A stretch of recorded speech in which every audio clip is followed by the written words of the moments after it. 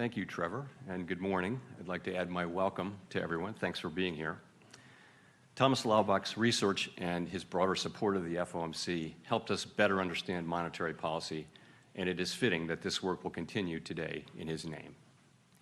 Thank you to the authors of the papers, to the discussants, and to our panel participants, and thank you also to Trevor and his team for organizing this conference. A whole lot of work went into bringing us together. As in our last review, the 2025 review consists of three key elements: this conference, Fed Listens events at the reserve banks around the country, and policymaker discussions and deliberations supported by staff analysis at a series of FOMC meetings. In the current review, we will reconsider aspects of our strategic framework in light of the experience of the last 5 years. We will also consider possible enhancements to the committee's policy communication tools regarding forecasts, uncertainty, and risks. In 2012, the FOMC first codified our monetary policy framework in a document entitled The Statement on Longer-Run Goals and Monetary Policy Strategy, which we refer to as the Consensus Statement. The language in the opening paragraph, which has never changed, articulates our commitment to fulfilling our congressional mandate and to explaining clearly what we're doing and why. That clarity reduces uncertainty, improves the effectiveness of our policy, and enhances transparency and accountability. As chair, Ben Bernanke led the committee through the creation of that initial consensus statement, adopting a 2% inflation target and outlining our approach to achieving our congressionally assigned dual mandate. The framework laid out in that document broadly aligned with best practices for a flexible inflation targeting central bank. The structure of the economy evolves over time, and monetary policymakers' strategies, tools, and communications need to evolve with it. The challenges presented by the Great Depression differ from those of the Great Inflation and the Great Moderation, which in turn differ from the ones we face today. A framework should be robust to a broad range of conditions, but also needs to be updated periodically as the economy and our understanding of it evolve. From 2012 to 2018, the FOMC voted at each January meeting to reaffirm the consensus statement, in most years without substantive changes. In 2019, we changed that practice, conducting our first ever public review, and said that we would repeat such reviews at roughly a 5-year interval. There's nothing magic about a 5-year pace. We believe that frequency is appropriate to reassess structural features of the economy and to engage with the public, practitioners, and academics on the performance of our framework. Several of our global peers have adopted similar approaches to their framework reviews. At the time of the last review, we had been living for about a decade in a new normal characterized by proximity to the effective lower bound, with low interest rates, low growth, low inflation, and a very flat Phillips curve. If I could capture that era with one statistic, it would be that the policy rate had been stuck at the lower bound for 7 long years following the onset of the global financial crisis in late 2008. After liftoff in December 2015, we were able to raise the policy rate only very gradually over a period of 3 years to a peak of just 2.4%. 7 months later, we began reducing it, leaving the rate at 1.6% in late 2019, where it would be when the pandemic arrived a few months later. Policy rates in other major advanced economies were even lower, in many cases below zero, and in all such economies, inflation regularly ran below its target. The sense at that time was that when the economy next experienced even a mild downturn, we would be right back at the lower bound, probably for another extended period. The post-financial crisis decade had demonstrated the pain that that could bring. Inflation would likely decline in a weak economy, raising real interest rates as nominal rates are pinned at zero. Higher real rates would further weigh on job growth and reinforce downward pressure on inflation and inflation expectations. Reflecting these concerns, we adopted a policy to make up for persistent shortfalls from the inflation target, an approach that was common in the extensive literature on the risks associated with the lower bound. Given the downside risks to employment and inflation from proximity to the lower bound, and the need to anchor longer-term inflation expectations at 2%, we said that following periods in which inflation has been running persistently below 2%, we would likely aim to achieve inflation moderately above 2% for some time. We also concluded that policy decisions would be informed by assessments of shortfalls rather than deviations from maximum employment.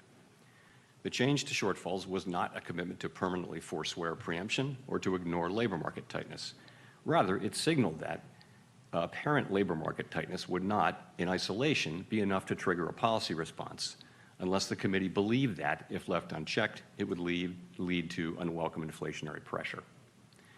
This change reflected our experience with long expansions that featured historically low unemployment amid low and stable inflation, suggesting that a policy approach that carefully probed for the maximum level of employment could bring about the benefits of a strong labor market without risking price stability. In the years just prior to the pandemic, for example, unemployment was at multi-decade lows while inflation ran below 2%. By December 2019, estimates of the longer-run unemployment rate had fallen sharply. The use of shortfalls acknowledged that a combination of low inflation and low unemployment does not necessarily pose an adverse trade-off for monetary policy. The economic conditions that brought us close to the lower bound and drove the changes in our consensus statement were thought to be rooted in slow-moving global factors that were likely to persist for an extended period, at least until our next 5-year review. And that might well have been the case had the pandemic not intervened. The idea of an intentional moderate overshoot proved irrelevant to our policy discussions and has remained so through today. There was nothing intentional or moderate about the global inflation that arrived a few months after we announced our changes to the consensus statement, and I acknowledged as much publicly in December 2021. We fell back on the rest of the framework, which called for traditional inflation targeting. Through the end of 2021, FOMC participants continued to forecast that inflation was likely to subside fairly quickly in 2022, with only a moderate increase in our policy rate. That projection was consistent with other central banks with different frameworks and the vast majority of forecasters. When the evidence showed otherwise, we hiked 525 basis points over a period of 16 months. The most recent data suggests that 12-month PCE inflation was 2.2% in April, far below its 7.2% peak in 2022. And in a welcome and historically unusual result, as this room knows, this disinflation has come without the sharp increase in unemployment that has often accompanied a campaign of rate hikes to reduce inflation. The economic environment has changed significantly since 2020, and our review will reflect our assessment of those changes. Longer-term interest rates are a good deal higher now, driven largely by real rates, given the stability of longer-term inflation expectations. Many estimates of the longer-run level of the policy rate have risen, including those in the Summary of Economic Projections. Higher real rates may also reflect the possibility that inflation could be more volatile going forward than during the inter-crisis period of the 2010s. We may be entering a period of more frequent and potentially more persistent supply shocks, a difficult challenge for the economy and for central banks. While our policy rate is currently well above the lower bound, in recent decades we have cut the rate by about 500 basis points when the economy is in recession. Although getting stuck at the lower bound is no longer the base case, it is only prudent that the framework continue to address that risk. While the framework must evolve, some elements of it are timeless. Policymakers emerged from the Great Inflation with a clear understanding that it was essential to anchor inflation expectations at an appropriately low level. During the Great Moderation, well-anchored inflation expectations allowed us to provide policy support to employment without risking destabilizing inflation. Since the Great Inflation, the U.S. economy has had 3 of its 4 longest expansions on record. Anchored expectations played a key role in facilitating these expansions. More recently, without that anchor, it would not have been possible to achieve a roughly 5 percentage point disinflation without a spike in unemployment. Keeping longer-run inflation expectations anchored was a driving force behind establishing the 2% target in the 2012 framework.